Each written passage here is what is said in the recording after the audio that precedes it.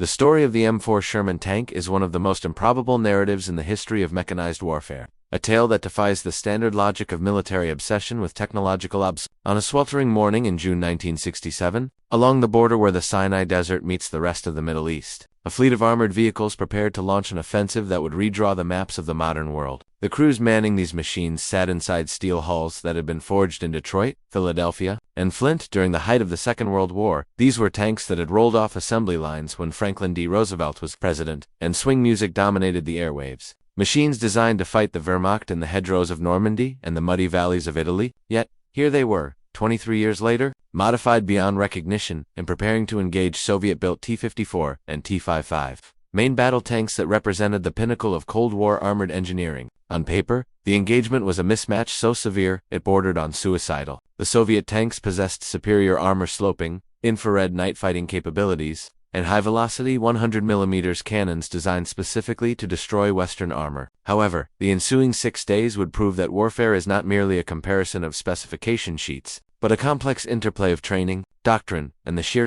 mechanical ingenuity of engineers who refused to let an old warhorse die. To understand how a vehicle designed in 1941 was still fighting frontline battles in the age of supersonic jets and guided missiles, one must look back to the industrial philosophy that birthed it. The American war planners of the early 1940s did not set out to build the most invincible tank in the world. They set out to build the most producible one. The M4 Sherman was the child of the American automotive industry, a weapon designed with the same logic used to mass-produce sedans and pickup trucks. Between 1942 and 1945, 11 different factories, including the massive Detroit tank arsenal managed by Chrysler and the Lima Locomotive Works, churned out nearly 50,000 units. The design prioritized mechanical reliability, standardization of parts, and transportability over raw firepower, or impenetrable armor. This philosophy meant that a Sherman built in a locomotive factory in Ohio used the same road wheels, track links, and transmission parts as one built by Fisher Body in Michigan. It meant that supply sergeants in the field didn't need to worry about mismatched components,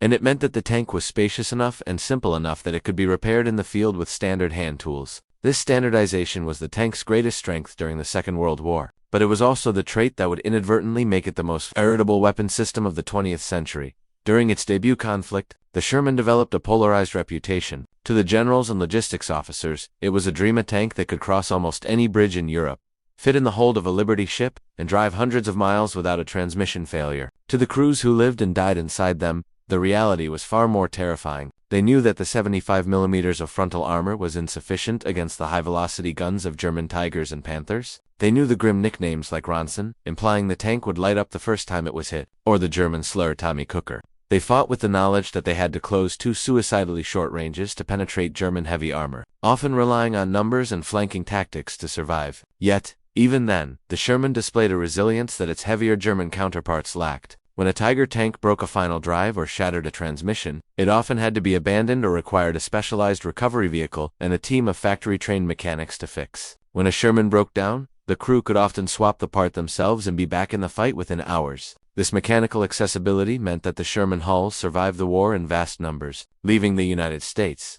with thousands of surplus tanks in 1945 that were suddenly deemed obsolete in the face of the incoming atomic age. The first resurrection of the Sherman occurred, not in a workshop, but on the Korean Peninsula, in the summer of 1950, when North Korean forces surged across the 38th parallel, led by columns of Soviet-supplied T-34 tanks. The American occupation forces in Japan were caught entirely off guard. The initial encounters were disastrous, with American bazooka teams watching their rockets bounce harmlessly off the sloped armor of the T-34s, the very tanks that had crushed the German army on the Eastern Front, in a desperate scramble to find armor capable of stopping the communist advance. American officers scoured depots in Japan and salvaged every operational M4A3E8, EZ-8 Sherman they could find. These were late-war variants featuring a superior suspension system and a high-velocity 76mm gun. The crews were thrown together, the battalions formed in weeks, and the tanks shipped to the Pusan perimeter to hold the line. It was here, in the steep valleys and rice paddies of Korea, that the Sherman proved it was far from finished. Armed with new high-velocity, armor-piercing, HAVAP, ammunition, and superior optics, the American crews found they could penetrate the T-34s at combat ranges. The Sherman's tall profile and stabilized gun allowed American gunners to fire first and accurately, a critical advantage in tank duels, where the survivor is usually the one who lands the first hit. The Korean War proved that the Sherman could still hold its own. But the true metamorphosis of the vehicle happened in the nascent state of Israel. In the late 1940s and early 1950s, the Israeli Defense Forces were desperate for armor to defend their borders against neighbors equipped with British and Soviet weaponry. With an arms embargo limiting their options, Israeli agents began a covert global scavenger hunt for Sherman tanks. They found them in Italian scrapyards, remnants of the campaigns in North Africa and Italy, often with holes drilled in their cannon barrels or engines sabotaged to prevent reuse. They bought them as agricultural equipment, shipped them to clandestine workshops, and began the arduous process of resurrection. Mechanics, often working without blueprints or official spare parts, cannibalized 3 or 4 wrecked hulls to build one functioning tank. They welded patches over shell holes, rebuilt engines from scrap, and mounted whatever guns they could find, including old French field howitzers and Swiss industrial cannons. These early Frankenstein-like creations were merely but they established a culture of engineering improvisation that would define the Israeli armored doctrine for decades. As the 1950s progressed, the arms race in the Middle East accelerated. Egypt and Syria began receiving large shipments of modern Soviet T-34 and eventually the T-54, a tank that completely outclassed the World War II-era 75mm and 76mm guns of the Israeli Shermans. The Israeli leadership faced a crisis. They could not afford to buy a new fleet of modern Western tanks. Even if anyone was willing to sell them, the only option was to upgrade what they had. The solution came from a collaboration with France, specifically involving the high-velocity 75mm gun used on the AMX-13 light tank. This gun, derived from the German Panther's main armament, possessed excellent penetration capabilities. The challenge was mounting a gun designed for an oscillating turret into the conventional turret of a Sherman. In 1956, Israeli and French engineers managed to modify the turret, adding a large counterweight to the rear to balance the long barrel, resulting in the M50 Super Sherman. These tanks, engined with powerful Cummins diesels and equipped with the new guns, went into action during the Suez Crisis, proving that an old hull with a new gun could still be lethal. However, the arrival of the Soviet T-55 and T-62 in Arab inventories pushed the Sherman hull to its absolute physical limits. The T-55's frontal armor was thick and heavily sloped, effectively immune to the 75mm gun at standard combat ranges. Once again, Israeli engineers refused to accept obsolescence. In the early 1960s, they looked at the massive French 105mm model F1 gun, a weapon designed for the modern AMX-30 main battle tank. The idea of mounting this massive cannon into a turret designed for a short 75mm gun seemed physically impossible due to the recoil forces and the limited space inside the turret ring. The engineers shortened the barrel to reduce weight, developed a unique ammunition casing with a faster-burning propellant to achieve velocity in a shorter distance, and, most distinctively, fitted a massive muzzle brake to the end of the barrel to vent gases and reduce the recoil that would otherwise have torn the turret off its ring. The result was the M51, the ultimate evolution of the Sherman. It was a glass cannon. Its armor could stop nothing modern, but its 105mm gun, firing heat, high-explosive anti-tank rounds, could burn through the armor of any tank in the world.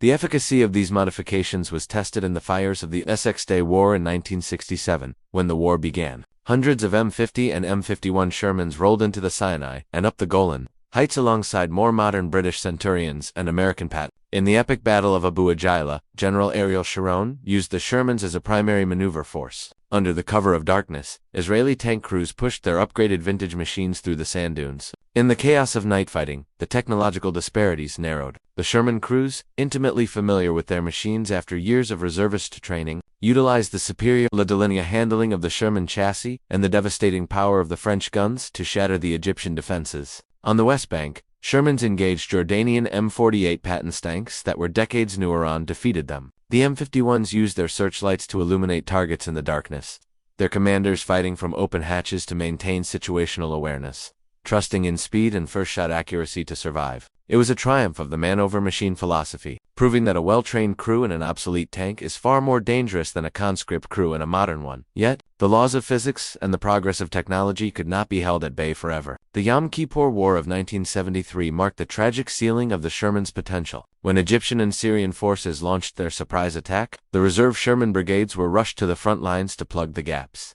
This time, the enemy was ready. The widespread use of the Sagar wire-guided anti-tank missile meant that Egyptian infantry could destroy tanks from miles away, long before the Sherman crews could spot them. On the Golan Heights, the waves of Syrian T-62s with their 115mm smoothbore guns tore through the thin World War II-era armor of the Shermans with ease, while the M51s still scored kills, engaging enemy tanks at long range with heat rounds. The losses were heavy. The war demonstrated that while firepower could be upgraded, protection could not. The Sherman hulls were simply too old and too thin to survive on a battlefield, dominated by shaped charges and kinetic energy Following the 1973 war, the Israel Defense Forces finally began to retire the Sherman, passing the torch to the locally designed Merc, a tank that incorporated the hard-won lessons of crew survival and hold-down warfare. While the Middle East was the most famous theater of the Sherman's post-war life, it was not the only one. In 1965, the Indian subcontinent witnessed one of the largest tank battles since World War II at Asal Uttar here. The Indian Army, fielding a mix of Centurions and World War II vintage Shermans,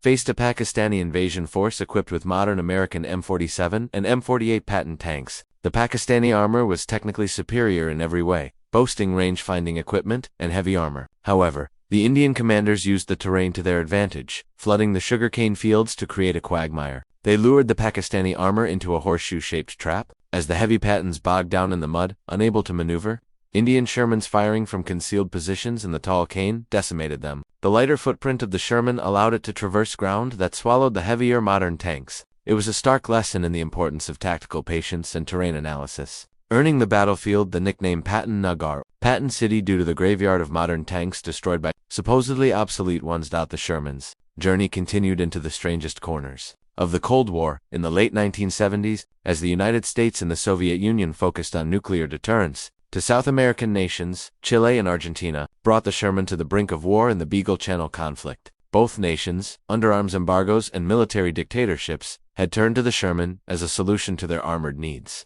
Chile acquired Israeli M50s and M51s, while Argentina upgraded their British Firefly Shermans with French diesel engines and 105mm guns, creating the Ripotenciado variant. It was a surreal historical convergence where, had the war not been averted by the last-minute mediation of the Pope, improved Shermans would have fought improved Shermans in the mountains of Patagonia 3 decades after the fall of Berlin. These tanks remained in service in South America long after the Berlin Wall fell. Paraguay, the final operator, kept 3 Sherman Ripotenciado tanks in service with their presidential escort regiment until 2018.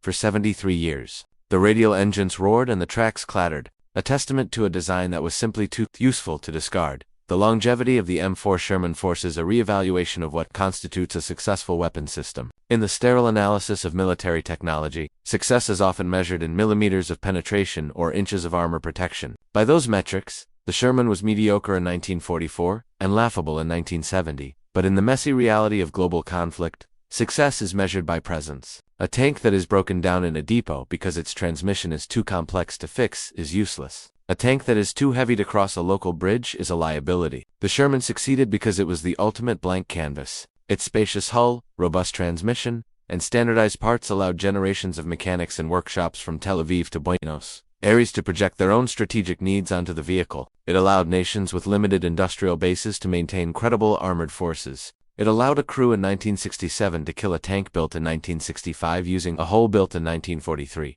Today, the remaining Shermans sit in museums or stand as monuments in town squares. Their steel skins painted over, their breeches welded shut. They are silent now, but their history speaks volumes about the nature of warfare and engineering. The tank that was mocked as a Ronson, the tank that was supposed to be a temporary solution for a war against fascism, ended up outliving almost all of its contemporaries. It survived not because it was the strongest or the fastest, but because it was the most adaptable. It was a machine that respected the limits of human logistics and rewarded the ingenuity of human mechanics. From the assembly lines of Detroit to the Golan Heights, and from the frozen Chosin Reservoir to the jungles of Paraguay, the M4 Sherman proved that in the hands of determined men, even an obsolete machine can change the course of history. It serves as a reminder that while technology changes, the fundamentals of reliability, maintainability, and the courage of the crew inside the steel box remain the deciding factors in war.